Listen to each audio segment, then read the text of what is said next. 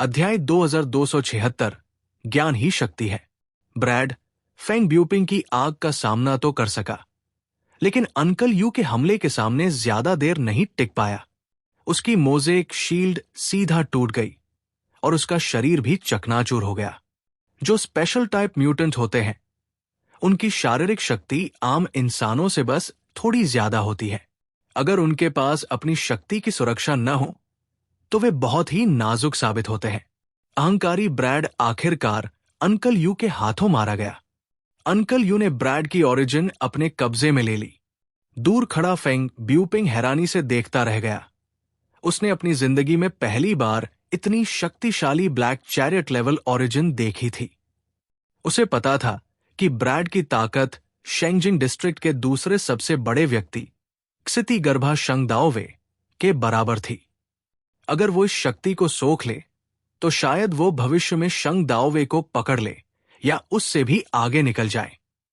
लेकिन फेंग ब्यूपिंग ये भी जानता था कि इस लड़ाई में उसका योगदान बहुत छोटा था, इसलिए उसने शर्म से सिर झुका लिया। अंकल यू के हाथ में वो शक्तिशाली ओरिजिनल सब्सटेंस चमक रहा था, जिसमें जीवन ऊर्जा भरी हुई थी। उसने फेंग ब्यूपिंग के मायूस चेहरे को देखा और मुस्कुराया। उसे ऐसा लगा जैसे किसी नए सिपाही को पहली बार युद्ध में बंदूक चलाते देख रहा हो। थोड़ा सोचकर अंकल यू ने उस ओरिजिन का करीब 20% हिस्सा अलग किया, उसे एक एनर्जी स्टोरेज टैंक में भरा और फेंग ब्यूपिंग की ओर फेंक दिया। फेंग ब्यूपिंग ने ऊपर देखा। एक चमकता हुआ एनर्जी टैंक उसकी तरफ उड़ता आ रहा था। उसने झट से हाथ बढ़ाकर उसे पकड़ लिया। वो भीतर उमड़ती हुई शक्ति को महसूस कर सकता था और हैरान होकर अंकल यू को देखने लगा। असल में इस युद्ध में उसने ज्यादा कुछ नहीं किया था। अगर अंकल यू उसे कुछ न भी देते तो उसे बस थोड़ा दुख होता, लेकिन कोई शिकायत नहीं। आखिरकार दोनों अलग अलग वॉर जोन से थे और ज्यादा नजदीकी रिश्ता भी नहीं था। अंकल लू डब्ल्यू, मैंने आपकी ज्यादा मदद नहीं की। अंकल यू मुस्कुराए और बोले, पहली बार युद्ध में उतरे हो और बहुत अच्छा किया है। आगे मेहनत करते रहो। मैं उम्मीद करता हूं कि भविष्य में तुम्हारा और भी शानदार प्रदर्शन देखूं। फेंग ब्यूपिंग के दिल में जैसे कोई गर्माहट भर गई। शेंगजिंग डिस्ट्रिक्ट के बेरहम माहौल में उसे कभी ऐसा अपनापन महसूस नहीं हुआ था।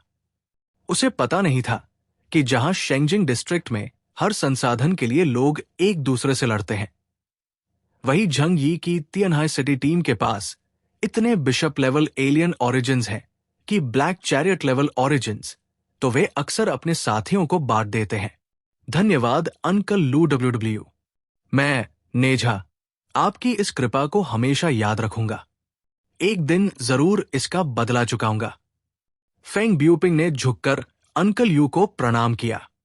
अंकल यू बस मुस्कुराए, चारों ओर देखा और बोले, ये शहर का इलाका तो अब लगभग साफ हो चुका है।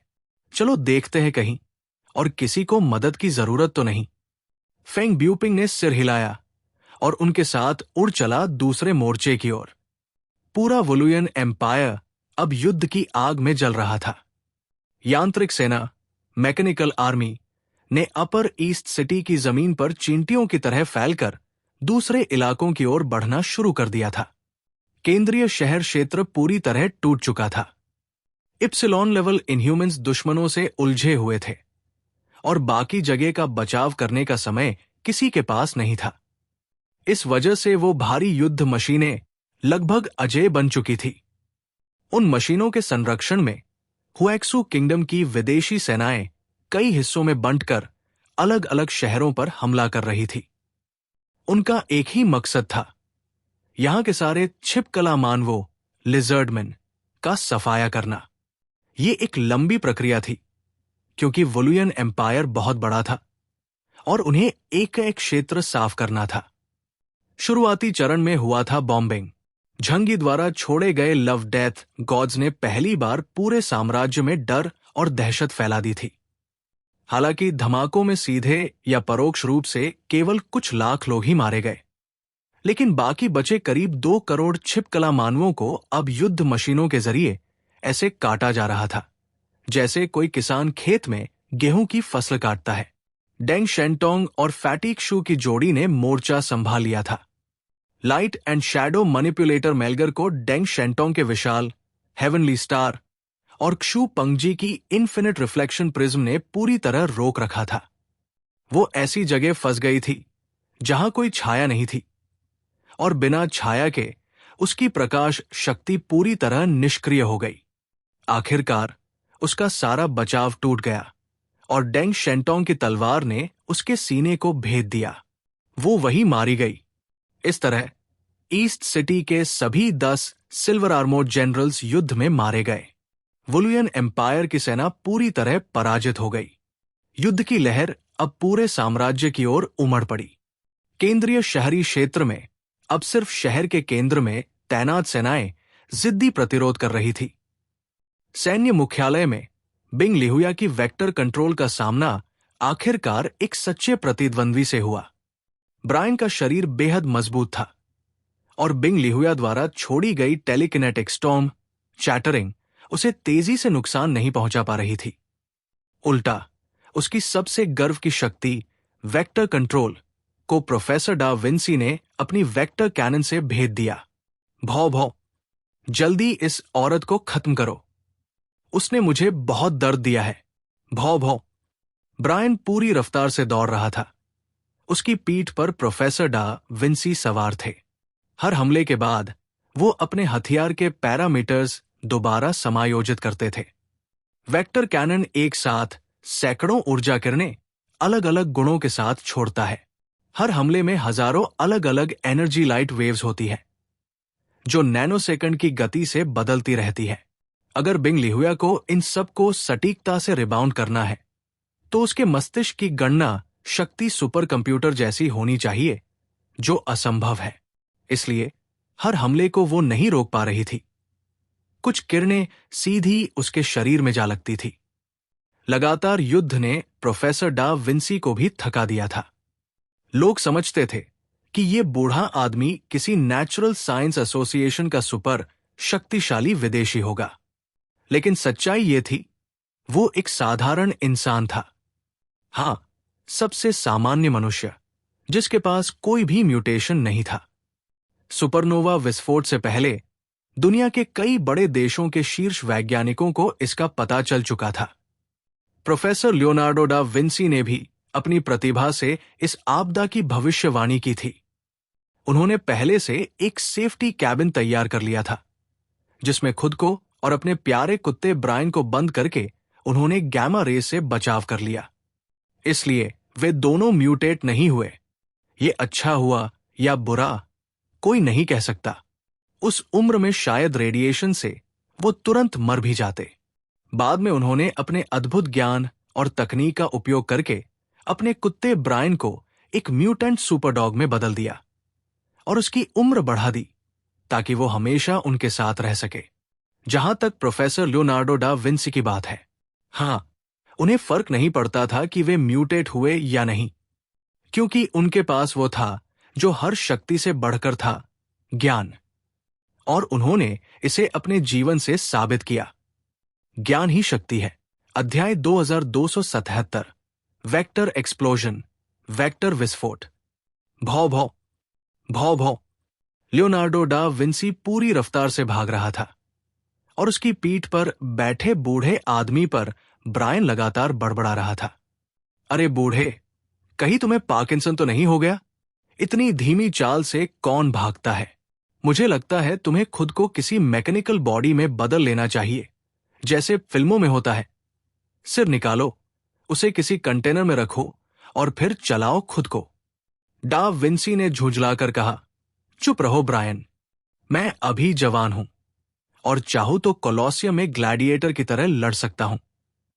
हालांकि इंसान और कुत्ता लगातार बहस कर रहे थे, फिर भी ब्रायन ने चारों तरफ फैली मेंटल स्टॉर्म को पूरी तरह रोक रखा था। ठीक है, अब चलो इस फीमेल लिजर्डमैन को खत्म कर देते हैं। प्रोफेसर डा विंसी की आंखें सिकुड़ गई। उसने बिंग लिहुया को देखा। उस नजर में किसी दुश्मन के प्रति नफरत नहीं थी, बल्कि एक ठंडी सी प्रशंसा थी।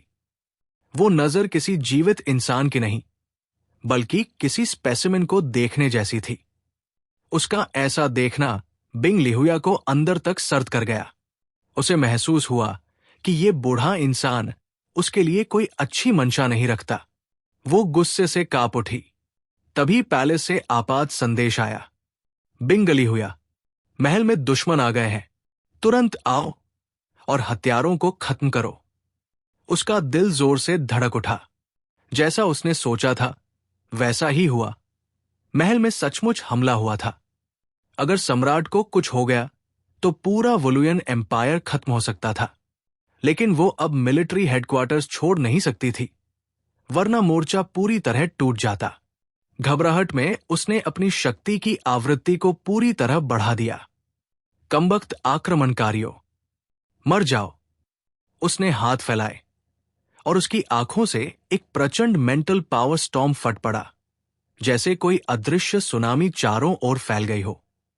वो तूफान नजर नहीं आता था, मगर उसमें ऐसी शक्ति थी जो पदार्थ को चूर कर सके। ये वही ऊर्जा थी जो एथेरिक पावर के जरिए वास्तविक दुनिया को प्रभावित करती है। टेलीकिनेसिस एक अत्यंत उन्नत शक्ति थी जो ईथर ओरिजिन के सबसे करीब थी। ब्रायन पूरी ताकत से दौड़ रहा था। उसके बड़े कान हवा में उड़ रहे थे। टेलीकिनेसिस की रफ्तार इतनी तेज थी कि बचना असंभव था। इसलिए उसने अपने शरीर को ढाल बना लिया ताकि प्रोफेसर डा विंसी को जरा भी नुकसान न पहुंचे। डा विंसी के शब्दों में, मेरे बूढ़े हाथ पैर तो इतने कमजोर है कि जरा सी चोट से टूट जाएंगे। ब्रायन को मेरी रक्षा करनी ही होगी। ब्रायन, अब वार करो। प्रोफेसर डा विंसी की आवाज गूंजी। ब्रायन का शरीर जख्मी था, लेकिन उसकी आंखें ठोस दृढ़ता से चमक उठीं। उसने बिंग लिहुया की ओर घूरा। ले ब्रेडर की वो मासूम आंखें अब किसी स्पैनिश बुलडॉग जैसी भयानक लग रही थी। बिंग लिहुया को तुरंत समझ आया कि हमला आने वाला है। उसने अपनी मानसिक शक्ति को एक विशाल बैरियर में बदल लिया, जो उसके चारों ओर गोलाकार ढाल बन गया। वो अब एक अदृश्य सेल जैसी संरचना में थी और खुद उसका न्यूक्लियस। ब्रायन ने अपने आगे के पंजे उठाए। अ बाइपोलर वर्ल्ड। बिंग लिहुया ने अपने ग्रेविटी फील्ड में बदलाव महसूस किया। उसने खुद को तैयार किया। क्या अब भारहीनता होगी या दबाव बढ़ेगा? लेकिन अगले ही पल एक अजीब अनुभव हुआ। न तो वो हल्की हुई, न भारी। उसकी कमर के पास दो विपरीत ग्रेविटी फील्ड्स बन गए। नीचे का हिस्सा जमीन की ओर खिंच गया और ऊपर का हिस्सा आकाश की ओर। हालांकि वो टेलीकिनेटिक बैरियर से घिरी थी, लेकिन इस अप्रत्याशित शक्ति ने उसे संभलने का मौका नहीं दिया। कमर पर दो दिशाओं से पड़ते दबाव ने उसे दो हिस्सों में बांट दिया। छप की आवाज के साथ उसकी कमर की हड्डियां और मांस फट गया। ब्रायन की ग्रेविटी कंट्रोल पृथ्वी पर आधारित नहीं थी। वो अपनी मर्जी से नए ग्रेविटेशनल पॉइंट्स बना सकता था। इसलिए उसकी शक्ति का असली नाम था कंट्रोल ऑफ ग्रेविटी। ऊपर और नीचे दोनों दिशाओं से 10,000 गुना गुरुत्वाकर्षण शक्ति एक साथ लगने से एक भयानक टीयरिंग फोर्स पैदा हुई, जिसे रोकना लगभग असंभव था। बिंग लिहुया का शरीर टूटने लगा और दर्द ने उसकी चेतना को धुंधला कर दिया। उसी क्षण प्रोफेसर डा विंसी ने अपनी गन उसकी ओर तान दी। अब 86,000 अलग अलग वेक्टर्स वाले कैनन अटैक का मजा चखो। वो खिलौना जैसी बंदूक चमक उठी और आतिशबाजी जैसी रंगीन किरणें बिंग लिहुया की ओर उड़ चली। उसकी आंखें सभी गतियों के वेक्टर डायरेक्शंस देख सकती थी, लेकिन इस बार इतने विशाल वेक्टर्स देखकर उसका मस्तिष्क फटने लगा। दूर हो जाओ, सब दूर हो जाओ। शरीर को दो हिस्सों में फटने जैसा दर्द उसे बेहोशी की कगार पर ले आया। एक माइंड मास्टर के तौर पर उसका शरीर बेहद कमजोर था। अगर एड्रेनालाइन ने थोड़ी देर दर्द को कम न किया होता तो वो गिर जाती, लेकिन अब उसका दिमाग सोचने की क्षमता खो चुका था। उसने अपनी पूरी ताकत से वेक्टर्स मोड़ने की कोशिश की, मगर 86,000 वेक्टर्स उसकी गणना क्षमता से बहुत ज्यादा थे। कई किरणें सीधी उसके शरीर में जा लगी। उसकी टेलीकिनेटिक बैरियर ब्रायन की बिशप लेवल पावर और प्रोफेसर डा विंसी की मैजिक पिस्टल दोनों के हमलों के सामने टिक नहीं सकी। Swish, swish, swish. ढाल टूट गई। वे बेहद पतली वेक्टर कैनन्स उसके शरीर को भेद गई। वे इतनी महीन थी कि बाल या सुई की नोक से भी पतली लगती थी। पहले तो कोई घाव नहीं दिखा, लेकिन कुछ सेकंड में उसकी आंखों की पुतलियों में हरे रंग की दरारें उभर आई। वेक्टर कैनन्स बाहरी जख्म नहीं देती थी, वे कोशिकाओं को भीतर से नष्ट कर देती थी। अब उसके अंदरूनी अंगों से खून बहने लगा था। नसें फट गई थी और आंखों में हरे रंग की नसें फैल गई थी। ऊपर से वो सही दिख रही थी, लेकिन भीतर से उसका शरीर पूरी तरह नष्ट हो चुका था। खांस। उसके मुंह से खून के साथ अंदरूनी अंगों के टुकड़े बाहर आए। उसकी टेलीकिनेटिक बैरियर टूट गई थी। अब उसके पास कोई रक्षा नहीं बची थी। ब्रायन ने जोर से भौंककर छलांग लगाई। प्रोफेसर डा विंसी ने तुरंत अपनी जेब से एक कैप्चर गन निकाली। एक विशाल जाल निकला, खास धातु से बना, और उसने बिंग लिहुया को जकड़ लिया। कमाल है, मैं वाकई एक जीनियस हूं। डा विंसी ने उत्साहित होकर मुट्ठी हवा में उठाई। उसकी आंखों में वही चमक थी जैसे उसने कोई अनमोल खोज कर ली हो। एक जिंदा बिशप लेवल लिजर्डमैन, बेहतरीन शोध सामग्री। बिंग लिहुया अब मौत के कगार पर थी। ब्रायन ने अपने बड़े पंजों से उसे नीचे दबा दिया। डा विंसी उसके पास पहुंचा और उसे एक इंजेक्शन लगाया। इसकी वाइटल साइंस बनाए रखो, इसे मरने मत दो। चैप्टर 2278। चक्कर नहीं आएगा क्या? ब्रायन ने जरा भी हिचकिचाहट नहीं की और बिंग लिहुया को, जो अब पूरी तरह हिलने की ताकत खो चुकी थी और बस जिंदा होने के संकेत भर बचा पाई थी, एक ही झटके में निगल लिया। बप। उसने जोर से डकार ली, पेट मलते हुए बोला, अब क्या करें? मिस यांग द्वारा दिया गया हमारा मिशन तो पूरा हो गया। प्रोफेसर डा विंसी ने अपनी छोटी आंखों से चारों तरफ नजर दौड़ाई। पूरा शहर अफरातफरी में डूब चुका था। अलायंस की सेनाएं अंदर तक घुस आई थी। दूर तक देखा जा सकता था विशाल मैकेनिकल लाइफ फॉर्म्स, जो इमारतों जितने ऊंचे थे, एक एक कर लिजर्डमैन के इलाकों को साफ कर रहे थे। तोपों से निकली हुई आग की लपटें 100 मीटर ऊंचाई तक जा रही थी। हजारों डिग्री तापमान से इमारतें पिघल रही थी, और जिन इलाकों में ये लपटें पहुंचती, वहां छिपे लिजर्डमैन सीधे जलकर मर जाते। कुछ छिप नहीं पाए। दर्द से चीखते हुए इमारतों से कूदने लगे, जैसे उबलते पानी में पक रहे पकौड़े एक एक कर गिर रहे हों। डा विंसी बोला, चलो पहले यहां के म्यूजियम्स और लाइब्रेरीज देखो, शायद कुछ कीमती चीजें मिल जाए। बाकी जगह मत जाना, बहुत गड़बड़ है यहां। वो जानता था कि अगर उन्होंने अपनी मर्जी से कुछ किया तो झंग यी को नापसंद होगा। इस विनाशकारी युद्ध को अपनी आंखों से देखने के बाद प्रोफेसर डा विंसी के अंदर झंग यी के लिए डर और भी बढ़ गया था। वो मन ही मन सोचने लगा, ये इंसान नहीं, कोई दानव है, ऐसा राक्षस जो अंडरग्राउंड सिविलाइजेशन से भी ज्यादा भयानक है। और सबसे डरावनी बात यह है कि कभी पता ही नहीं चलता उसके पास अब भी कितने पत्ते छुपे हैं, और वो किस पल क्या पागलपन कर बैठेगा। अगर उसने अपनी आंखों से ना देखा होता तो वो कभी यकीन नहीं करता कि झंग यी ने सिर्फ आधे साल में इतनी विशाल सेना खड़ी कर ली और पूरे वोलुयन एम्पायर को मिट्टी में मिला दिया। हालांकि मैंने केओस से वादा किया है कि यहां की जानकारी लीक नहीं करूंगा, लेकिन सच कहूं तो शायद झंग यी चाहता ही है कि मैं कोलंबिया के ऊपरी अधिकारियों को डराने के लिए उसका नाम लूं। वैसे भी जब हम लौटें तो उन्हें जरा चेतावनी दे देना, हुएक्सू नेशन से टकराने की कोशिश ना करें। नहीं, अब तो उसे हु डन कहना चाहिए। डा विंसी ने अपने छोटे से गन का निशाना जमीन में धंसे हुए मिलिट्री हेडक्वार्टर्स की ओर किया और ट्रिगर दबा दिया। छोटे से मजल से निकली एनर्जी बीम इतनी भयानक थी कि पूरा मुख्यालय धीरे धीरे पिघलता गया, जैसे कोई क्रीम केक ढह रहा हो। अंदर मौजूद सारे सैनिक उसमें फंस गए। चलो ये लड़ाई तो खत्म मानी जा सकती है। अब उसने ऊपर आसमान की ओर देखा। ऊपर से फैलती हुई एक डरावनी ऑरा उतर रही थी, जैसे काले बादलों से निकलती बिजली। इतनी दूर से भी उसका असर महसूस हो रहा था। डा विंसी ने शांत स्वर में कहा, नहीं, उसकी लड़ाई की चिंता करने की जरूरत नहीं।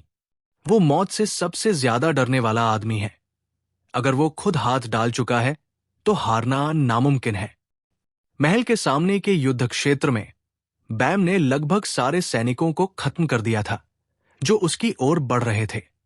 लाइंग युए और रॉयल गार्ड के कप्तान बंगची के बीच जो भयंकर लड़ाई चल रही थी, उसमें बैम किसी भी तरह से शामिल नहीं हो सकती थी, क्योंकि दोनों ही black chariot level enhanced mutants थे।